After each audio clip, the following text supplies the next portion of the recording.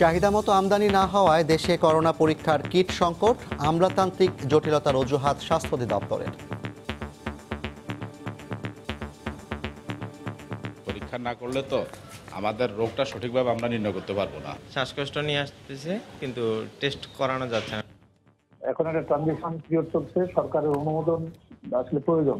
নতুন ডাইরেক্টর আসছে, তার সাথে আমরা কাজ করছি। সিন্ডিকেটের অভিযোগ সরকার দলীয় এমপির। কিটগুলো সরবরাহ করতে দেওয়া হচ্ছে না সিন্ডিকেটের কারণে। এটার অন্যতম নেতৃত্বে আছেন মিঠু, উনি ওইখান থেকেই মাফিয়া ডনের মতো এখানে চালাচ্ছেন। দেশে করোনায় আরও 43 জনের মৃত্যু, শনাক্ত প্রায় 3,500। দেখছিলেন প্রধান শিরোনাম। রাত 11টার সময়ের সঙ্গে আছি আমি জাফর সাদিক। এবার অন্যান্য শীর্ষ সংবাদ। কোভিড পরীক্ষার নামে এনজিওর রমরমা ব্যবসা, দেয়া হতো মন গড়া রিপোর্ট। দুর্নীতি বন্ধে দুদকের দৌড় মামলা পর্যন্তই, বদলির কারণেই দেয়া যায় না শাস্তি, অজুহাত মন্ত্রীর। কোভিড মোকাবিলায় ব্যর্থতার অভিযোগে সংসদে স্বাস্থ্যমন্ত্রীর পদত্যাগ দাবি, কথা না বলতে দেওয়ার প্রতিবাদে বিএনপি এমপির ওয়াকআউট। কথা বলার সুযোগ দেন, আর যদি আপনারা চিল্লাতে যা করেন কোনো লাভ হবে না। এবার হজে যেতে পারছেন না বাংলাদেশ থেকে নিবন্ধিতরা, টাকা ফেরত নিলে বাতিল হবে রেজিস্ট্রেশন, অপেক্ষা করতে হবে 2 বছর।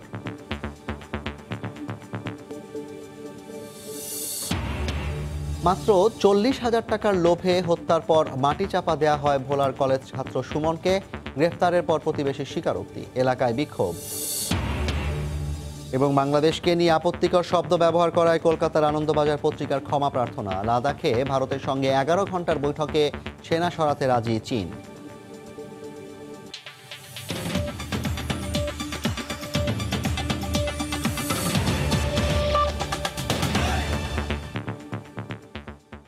কোভিড পরীক্ষার জন্য বাড়ি বাড়ি গিয়ে সংগ্রহ করা হতো নমুনা, সেগুলো ফেলে দিয়ে দেয়া হতো মন গড়া রিপোর্ট। রিপোর্ট প্রতি হাতিয়ে নেওয়া হতো 5 থেকে 6,000 টাকা। আর এই প্রতারণা করা হতো জবেদা খাতুন সার্বজনীন স্বাস্থ্যসেবা জেকেজি নামের এনজিওর আড়ালে। অভিযোগের ভিত্তিতে অভিযান চালিয়ে এনজিওটির প্রধান কর্মকর্তা সহ 6 জনকে গ্রেফতার করেছে পুলিশ। ভুক্তভোগীদের অভিযোগের প্রেক্ষিতে পুলিশের হাতে প্রথমে ধরা পড়েন স্বাস্থ্য বিষয়ক এনজিও জেকেজি থেকে চাকরিচ্যুত দম্পতি হুমায়ুন কবির ও তানজিনা পাটোয়ারি। হুমায়ুনকে সাথে নিয়ে রাজধানীর বাড্ডায় জেকেজির অফিসে অভিযান চালায় পুলিশ। উদ্ধার করা হয় 3,000 কোভিড পরীক্ষার কিট, 4টি ল্যাপটপ ও বেশ কয়েকটি মোবাইল ও ইয়াবা সেবনের সরঞ্জাম। স্ত্রীর সহায়তায় রোগীদের বাড়ি থেকে সংগ্রহ করা নমুনা ফেলে ভুয়া রিপোর্ট দেওয়ার কথা স্বীকার করে হুমায়ুন জানায়, তার সাবেক কর্মস্থলে বিনামূল্যে স্বাস্থ্যসেবার নামে একই কাজ করা হচ্ছে।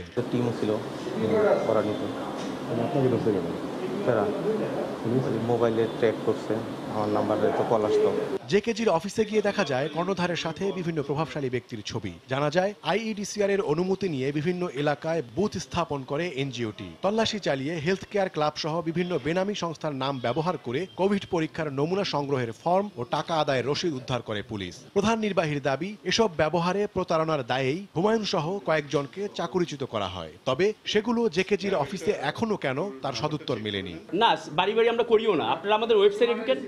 জি, কোথায় মানিয়েছে? এই যে হেলথ কেয়ার, এগুলো আপনাদের প্রতিষ্ঠান? এই যে না না, হেলথ কেয়ার আমাদের প্রতিষ্ঠান না। আপনাদের এখান থেকে তো এগুলো উদ্ধার করা হয়েছে। এইখানেই তো তাদেরকে আমরা বাদ দিয়েছি, যারা করেছে আমাদের কর্মচারীরা। এখনো পর্যন্ত আপনাদের কাছে কেন আছে? আমরা জানি না যে তারা এই ডেস্কে বসতো, সেই ডেস্কই আছে, আমার ডেস্কে তো নাই। সংস্থাটির এমডি ছাড়াও কোভিড প্রকল্পের প্রধান সহ 4 জনকে আটক করে পুলিশ। মানুষকে পুরোপুরি একটা চিট করছে, অর্থাৎ তাদের কোনো অনুমোদন তো নেই, বরং তারা যে কাজটা করেছে মানুষের পরীক্ষাটা করে টাকাটা নিয়ে কেসটা ফেলে দিয়ে রাতের বেলা তারা মনের মতো করে একটা রিপোর্ট পাঠিয়ে দিয়েছে। পুলিশ জানিয়েছে আরও কারা এ প্রতারণায় জড়িত তা বের করতে আসামিদের রিমান্ডে নেওয়া হবে। ওমর ফারুক, সময় সংবাদ, ঢাকা। করোনা শনাক্তে বারবার বেশি বেশি পরীক্ষার কথা বলা হলেও গত 1 সপ্তাহ ধরেই তা ঘুরপাক খাচ্ছে 15-16 হাজারেই। সবারই প্রশ্ন, কেন বাড়ছে না পরীক্ষার সংখ্যা? সময় সংবাদের অনুসন্ধানে জানা যায়, প্রতি দফায় মাত্র 40 থেকে 60 হাজার কিট আমদানি করা হয়, যে কারণে চাইলেও বেশি পরীক্ষা করানো সম্ভব নয়। আর এই জন্য স্বাস্থ্য অধিদপ্তরের মহাপরিচালক দিলেন আমলাতান্ত্রিক জটিলতার পুরনো অজুহাত। করোনায় শনাক্তের সংখ্যা গত এক সপ্তাহে ৩ থেকে ৪ হাজারের মধ্যে ঘুরপাক খাচ্ছে। পরীক্ষার সংখ্যা দেখলেই দেখা যায় ৭ দিন আগে ১৭ জুলাই সর্বোচ্চ টেস্টের দিনে শনাক্ত ছিল সর্বোচ্চ। ১৮ থেকে ২৩ জুন সংখ্যাটা ১৪, ১৫, ১৬ হাজারই রয়ে গেছে। অথচ বিশেষজ্ঞরা বলছেন টেস্ট বাড়লে বাড়বে শনাক্তকৃত রোগীর সংখ্যাও। যত রোগী চিহ্নিত হবে কোভিড মোকাবেলায় ততটাই বাড়বে নিজেদের সক্ষমতা। শুরু থেকে দেশ জুড়ে পিসিআর ল্যাবের সংখ্যা বাড়লেও তা প্রয়োজনের তুলনায় অপ্রতুল।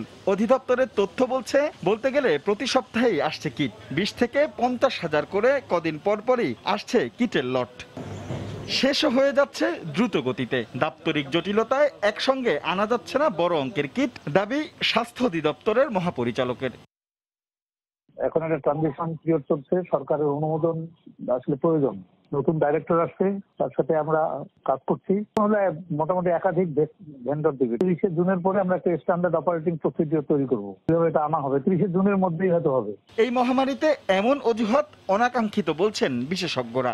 এটা তো আশা করা যায় না। এটা হচ্ছে একটা মহামারী, জাতীয় জরুরি দুর্যোগপূর্ণ অবস্থা। এখানে টাকার কোনো শর্টের কারণে কোনো অসুবিধা হওয়া মানে এটা জাতির সাথে একটা অন্যায় করা, প্রতারণা করা, তামাশা করা। দ্রুত ব্যবস্থা নিয়ে দৈনিক গড়ে ৫০,০০০ টেস্ট করার পরামর্শ তাদের। রাশেদ লিমন, সময় সংবাদ, ঢাকা। এদিকে কিট সংকটে নোয়াখালীর নারায়ণগঞ্জ সহ দেশের কয়েকটি জেলায় বন্ধ কোভিড পরীক্ষা। অনেক জেলায় চলছে ধীর গতিতে। এ সংকটের জন্য সিন্ডিকেটকে দুষলেন স্বাস্থ্য মন্ত্রণালয় সম্পর্কিত স্থায়ী কমিটির সদস্য একরামুল চৌধুরী। নিয়ন্ত্রণে ক্যাসিনোর মতোই অভিযানের তাগিদ তার। সংক্রমণ ঠেকাতে প্রতিনিয়ত করোনা টেস্টের সক্ষমতা বাড়িয়ে চলছে সরকার।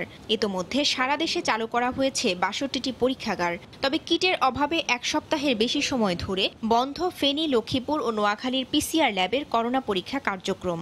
একই কারণে ৫ দিন ধরে নারায়ণগঞ্জে বন্ধ আছে নমুনা সংগ্রহ ও পরীক্ষা।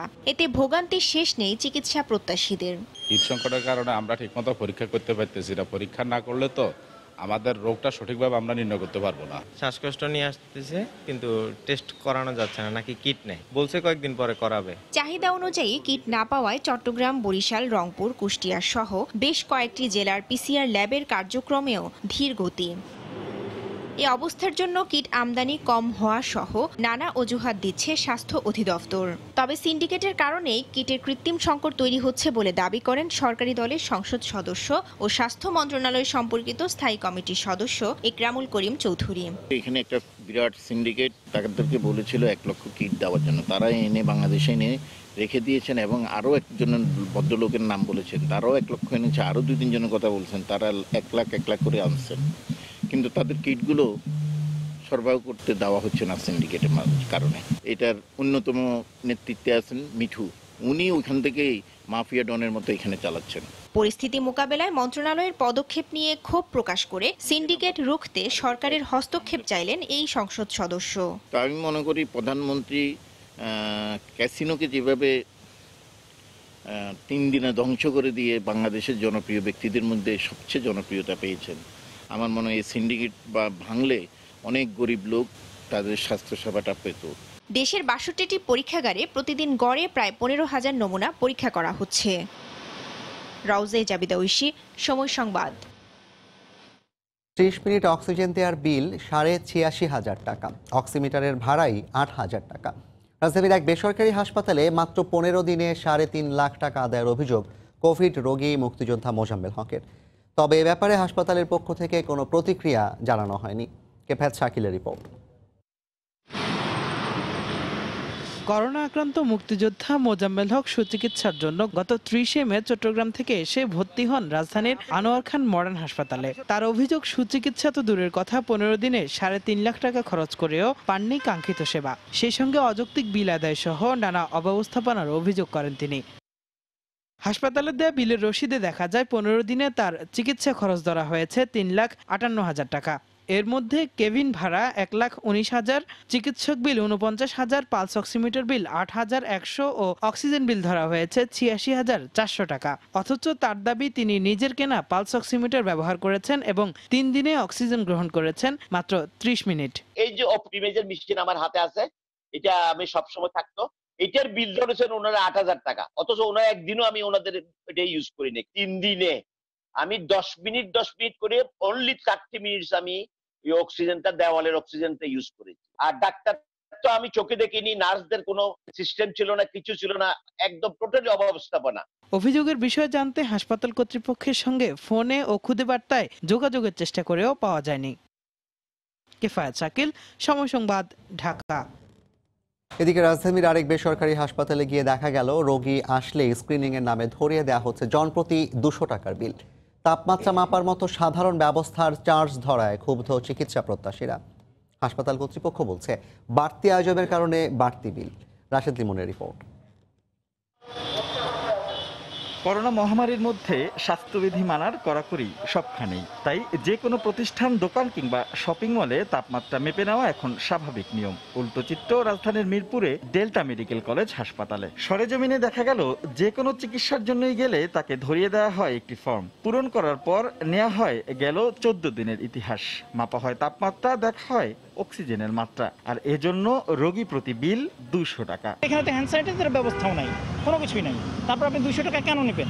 সেবা নিতে হবে, তাই অনেকটা বাধ্য হয়েই এই টাকা শোধ করতে হচ্ছে সেবা প্রত্যাশীদের। জিজ্ঞাসা করার পর তারা এটা রেফারেন্স করছে যে এটা দিতে হবে। যদিও কয়েক দফা জানতে চেয়েও মেলেনি সঠিক জবাব। আমাদের হসপিটাল ম্যানেজমেন্টের সাথে কথা বলেন, কেন নিচ্ছে এটা তো কথা বলেন। ও আমার এই টেস্টগুলোর জন্য 200 টাকা দিয়েছে।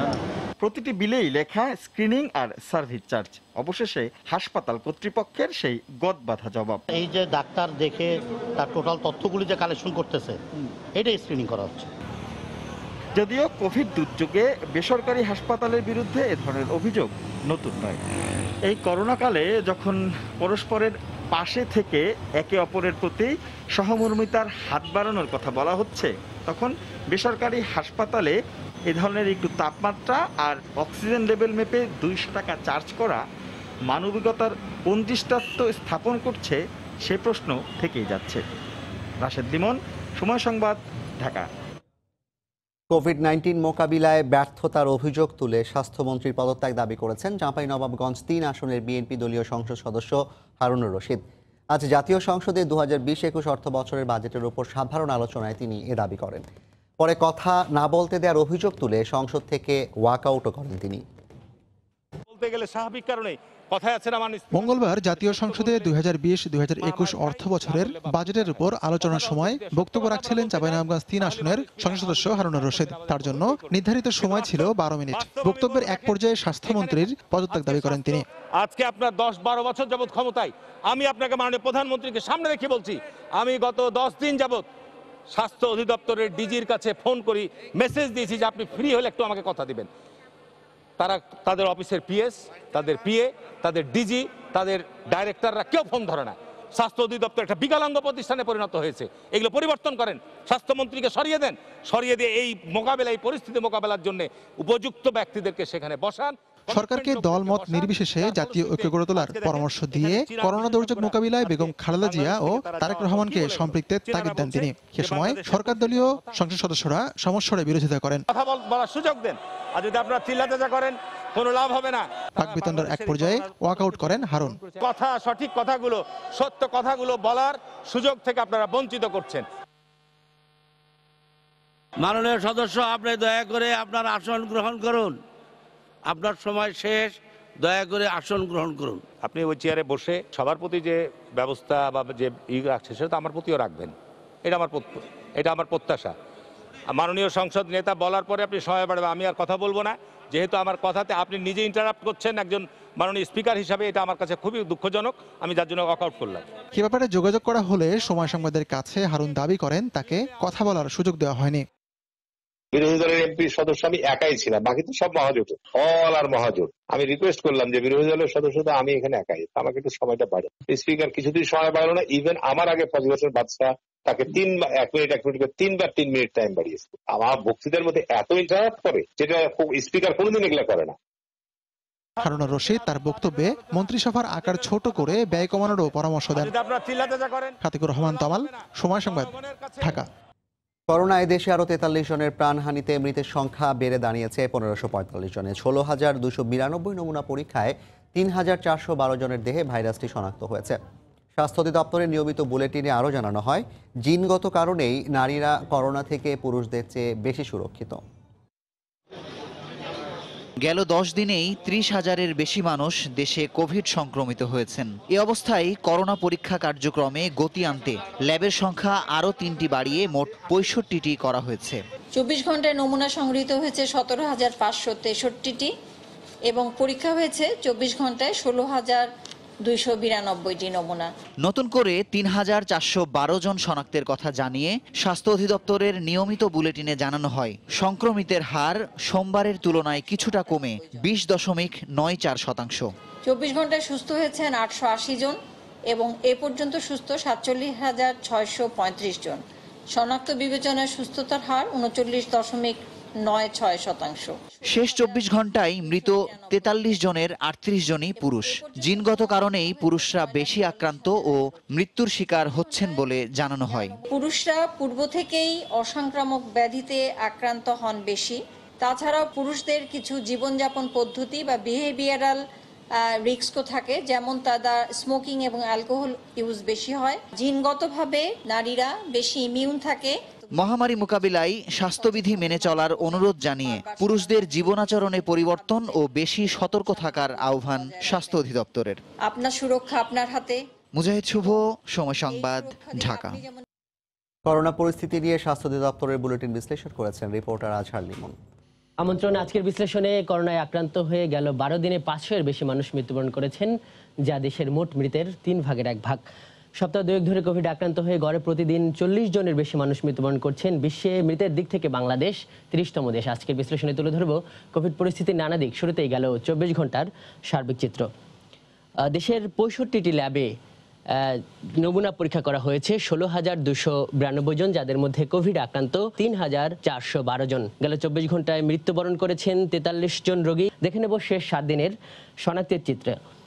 শেষ সপ্তাহে প্রতিদিন গড়ে প্রায় 3,500-এর মতো রোগী শনাক্ত হয়েছে। গেল 7 দিনে মোট প্রায় 25,000 রোগী শনাক্ত হয়েছে, যা মোট আক্রান্তের প্রায় 22%। আজকের এই শনাক্তের হারটা আমরা কম দেখতে পাচ্ছি, 20.94%, এবং আজকে শনাক্ত হয়েছে 3,412 জন রোগী। স্বাস্থ্য অধিদপ্তর কিন্তু আজকে বলেছে যে জিনগত কারণে নারীদের আক্রান্তের এবং মৃতের সংখ্যাটা কম, এবং ধূমপান এবং অন্যান্য কারণে কিন্তু পুরুষরা বেশি আক্রান্ত হচ্ছে, পাশাপাশি মৃত্যুবরণ করছে বেশি। আমরা এবার যাব আক্রান্ত শীর্ষ দেশগুলোর সঙ্গে বাংলাদেশের তুলনা চিত্রে। শীর্ষ যে 4টি দেশ রয়েছে তার মধ্যে ভারতও রয়েছে। এখানে আক্রান্তের হারটা আমরা দেখতে পাচ্ছি 6.33% এবং মৃতের হারটা দেখতে পাচ্ছি 3.18%। এই চিত্রের সঙ্গে যদি আমরা বাংলাদেশের চিত্র মিলাই, আমরা দেখতে পাবো যে সব থেকে বেশি আক্রান্ত দেশ মার্কিন যুক্তরাষ্ট্রে, যেখানে আক্রান্তের হার 8.23%। সেখানে বাংলাদেশে প্রতি 100 জনে 18 জন রোগী শনাক্ত হচ্ছে। তবে মৃতের দিক থেকে সব থেকে আক্রান্ত এই দেশগুলোর তুলনায় বাংলাদেশের হার অনেকটাই কম। বাংলাদেশে প্রতি 1000 জনে 13 জন রোগী মৃত্যুবরণ করছেন। এই ছিল আজকের বিশ্লেষণে। দেশের রেড জোন ঘোষণা করা আরও 4 জেলার 7টি এলাকায় সাধারণ ছুটি ঘোষণা করে প্রজ্ঞাপন জারি করেছে জনপ্রশাসন মন্ত্রণালয়। কিন্তু এবারের তালিকাতেও রাখা হয়নি করোনার হটস্পট ঢাকাকে। রাতে কক্সবাজার, মাগুরা, খুলনা ও হবিগঞ্জের 7টি এলাকা আগামীকাল থেকে সাধারণ ছুটি ঘোষণা করা হয়েছে। হবিগঞ্জের কিছু এলাকায় আগেই ছুটি দেওয়া ছিল। এ নিয়ে 3 দফায় 19 জেলার 45টি এলাকা রেড জোন হিসেবে ঘোষণা করে সেখানে সাধারণ ছুটি ঘোষণা করা হলো। প্রজ্ঞাপনে বলা হয়, করোনার বিস্তার রোধে স্থানীয় প্রশাসন এসব অঞ্চলে জীবনযাত্রা কঠোরভাবে নিয়ন্ত্রণ করতে পারবে। এছাড়া রেড জোন এলাকায় অফিস কারখানা বন্ধ রাখার পাশাপাশি যানবাহন ও সাধারণের চলাচলে থাকবে কড়াকড়ি।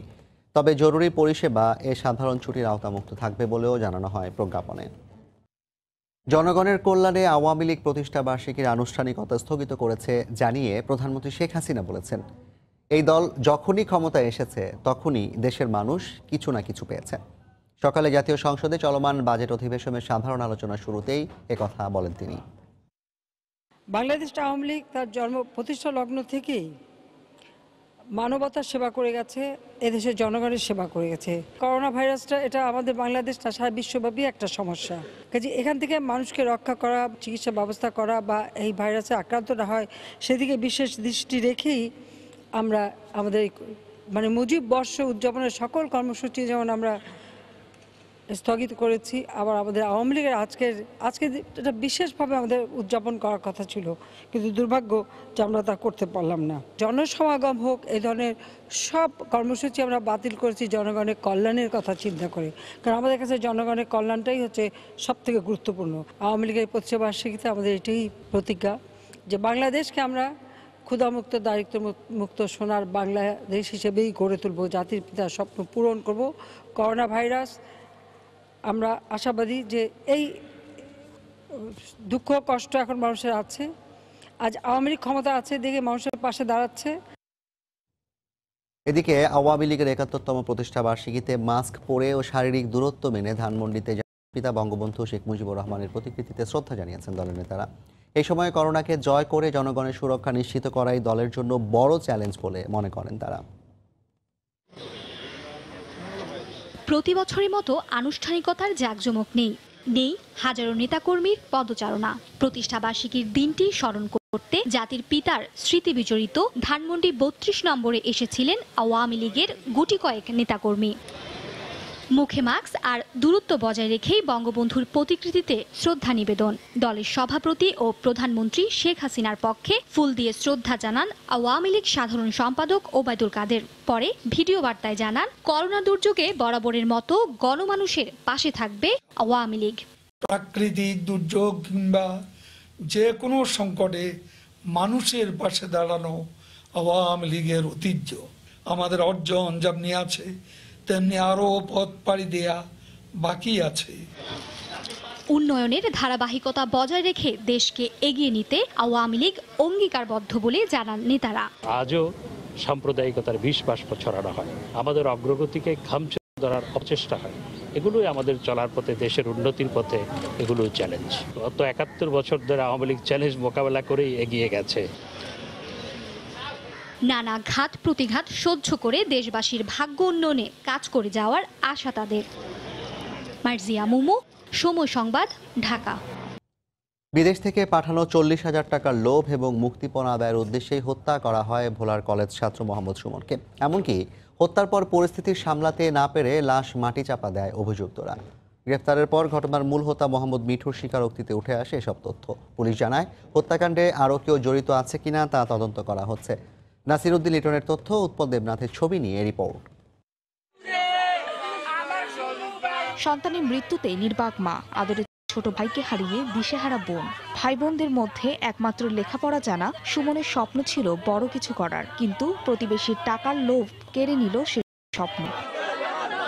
স্বজনদের অভিযোগ, কয়েকদিন আগে সৌদি আরব থেকে বাবার পাঠানো 40,000 টাকা তোলে বোরহানুদ্দিন উপজেলার পক্ষিয়া গ্রামের স্নাতক শেষ বর্ষের ছাত্র সুমন। বিষয়টি জানত প্রতিবেশী মিঠু। গত 20 জুন বোরহানুদ্দিন বাজারে আড্ডা দিতে যায় সুমন। সেখান থেকে ফোনে তাকে ডেকে নেয় মিঠু। এরপর থেকেই নিখোঁজ ছিলেন তিনি। তার কাছে কিছু টাকা ছিল, সে টাকার লোভে তাকে ফোন করে ডেকে নিয়ে তাকে হত্যা করছে। পুলিশ জানায়, সুমনের মোবাইল ফোনের সূত্র ধরে 21 জুন প্রতিবেশী মিঠুকে গ্রেফতার করা হয়। তার দেওয়া তথ্য অনুযায়ী পানের বরজে মাটি চাপা অবস্থায় উদ্ধার করা হয় সুমনের লাশ। মিঠু ইতিমধ্যে বিজ্ঞ আদালতে স্বীকারোক্তিমূলক জবানবন্দি দিয়েছে। আর অপরদিকে রাশেদকে বিজ্ঞ আদালত 3 দিনের পুলিশ রিমান্ড মঞ্জুর করেছে। এই ঘটনার নেপথ্যে আরো কোনো বিষয় লুকায়িত আছে কিনা তদন্ত করে আমরা এটা বের করতে সক্ষম হব বলে আশা করতেছি। জড়িতদের গ্রেফতারের দাবিতে বোরহানগঞ্জ বাজারে মঙ্গলবার বিক্ষোভ মিছিল ও সড়ক অবরোধ করেন এলাকাবাসী। আমি সুমন হত্যার কঠিন বিচার চাচ্ছি এবং মিঠুর ফাঁসি দাবি করছি। হত্যার ঘটনায় 6 জনকে আসামি করে বোরহানুদ্দিন থানায় মামলা করেন নিহত সুমনের মা। এখন পর্যন্ত 2 জন গ্রেফতার রয়েছে। সময় সংবাদ, ভোলা। চাঁদপুরের দুর্গম চরে আধিপত্য বিস্তারের জেরে স্বামীকে অস্ত্রের ভয় দেখিয়ে গৃহবধূকে গণধর্ষণের অভিযোগ উঠেছে এক প্রতিপক্ষের বিরুদ্ধে। ধর্ষণের পর হত্যার হুমকি দিয়ে ওই পরিবারকে ঘরে অবরুদ্ধ করে রাখা হয়। পরে কৌশলে পালিয়ে যায় তারা। এ ঘটনায় 6 জনকে আসামি করে মামলা করা হয়। ফারুক আহমেদের তথ্য, নাইমুল ইসলাম নীরবের ছবিতে রিপোর্ট। মানুষরূপী কিছু বিকৃত মনের লালসার শিকার হয়ে 2 সন্তানের জননীর এখন ঠাঁই হয়েছে হাসপাতালের বিছানায়। কিছুতে ভুলতে পারছেন না তার সঙ্গে ঘটে যাওয়া নির্মম নির্যাতন। পুলিশ জানায় চাঁদপুরের পদ্মা মেঘনার দুর্গম চরে দীর্ঘদিন ধরে আধিপত্য বিস্তার নিয়ে স্থানীয় গাজী ও বকাউল গ্রুপের বিরোধ চলছিল। এরই জেরে গত রোববার রাতে বকাউল পক্ষের ওই গৃহবধূর ঘরের দরজা ভেঙে প্রবেশ করে প্রতিপক্ষের ফিরোজ, মোস্তফা, সবুজ ও বাবুসহ 6 জন। এ সময় স্বামীকে অস্ত্রের ভয় দেখিয়ে ওই নারীকে পালাক্রমে ধর্ষণ করে তারা। এ ঘটনায় কাউকে জানালে পুরো পরিবারকে হত্যার হুমকিও দেওয়া হয়। এমনকি এ ঘটনার পর তাদের অবরুদ্ধ করে রাখা হয়। সোমবার রাতে কৌশলে চর থেকে পালিয়ে সদর মডেল থানায় আশ্রয় নেয় ভুক্তভোগী পরিবার। পরে নির্যাতিতাকে চাঁদপুর জেনারেল হাসপাতালের ওয়ান স্টপ ক্রাইসিস সেন্টারে ভর্তি করে পুলিশ। 3টা বাড়ি দিচ্ছে দাও দিয়া, বাড়ি দেওয়ার পরে দরজা খুলে গেছে। এরপরে আয়াই দাও ধরছে, দাও ধরে আমার স্বামীর সামনের দিকে আমরা টান্না নিয়ে গেছি। কোনো লোকের তো যদি বলস তোর জীবনে হত্যা করে এলাম। 4-5 দিন আমার আটক করে রাখছে। নির্যাতনের অভিযোগে একজন গৃহবধূ আমাদের এই হাসপাতালে ভর্তি হয়েছে, সে ওয়ান স্টপ ক্রাইসিসে আছে, আমরা তার চিকিৎসার ব্যবস্থা করছি। এ ঘটনায় অভিযুক্ত 6 জনকে আসামি করে সদর মডেল থানায় একটি ধর্ষণ মামলা করেন নির্যাতিতা ওই গৃহবধূ। 7 জন ভাই নেমে এবং 2 জন অজ্ঞাত সহ 6 জনের বিরুদ্ধে মামলা করার চেষ্টা করব, তাদেরকে আইনের আশা দ্রুততার সহিত নিয়ে আসা। অভিযুক্তদের দৃষ্টান্তমূলক শাস্তি দাবি করেছেন ভুক্তভোগীর স্বজন ও এলাকাবাসী। সময় সংবাদ, চাঁদপুর। নাটোরে ঢাকা বিশ্ববিদ্যালয় ছাত্রীকে হত্যার অভিযোগ উঠেছে স্বামীর বিরুদ্ধে। মামলা দায়েরের পর শাশুড়ি ও ননদকে গ্রেপ্তার করেছে পুলিশ। পড়াশোনা চালিয়ে যেতে চাওয়ায় তাকে খুন করার দাবি স্বজন ও স্থানীয়দের। নাটোর প্রতিনিধি আল মামুনের তথ্য ও ছবি নিয়ে রিপোর্ট। বিসিএস কর্মকর্তা হওয়ার স্বপ্ন পূরণ হলো না ঢাকা বিশ্ববিদ্যালয়ের মাস্টার্স পরীক্ষার্থী ও গৃহবধূ সুমাইয়ার। শ্বশুরবাড়ির লোকজনের হাতে অকালে প্রাণ দিতে হলো তাকে। 2019 সালের 14 এপ্রিল নাটোর শহরের বাসিন্দা সুমাইয়া আক্তার বিয়ে করেন পার্শ্ববর্তী হরিশপুর গ্রামের মোস্তাককে। বিয়ের পর থেকেই সুমাইয়াকে টাকার জন্য চাপ দিত শ্বশুরবাড়ির লোকজন। সবশেষ সোমবার সকালেও সুমাইয়ার ওপর নির্যাতন চালায় তার স্বামী মোস্তাক। এতে অজ্ঞান হয়ে পড়লে সুমাইয়াকে নাটোর সদর হাসপাতালে রেখে যায় মোস্তাক ও তার পরিবার। পরে গলায় ফাঁস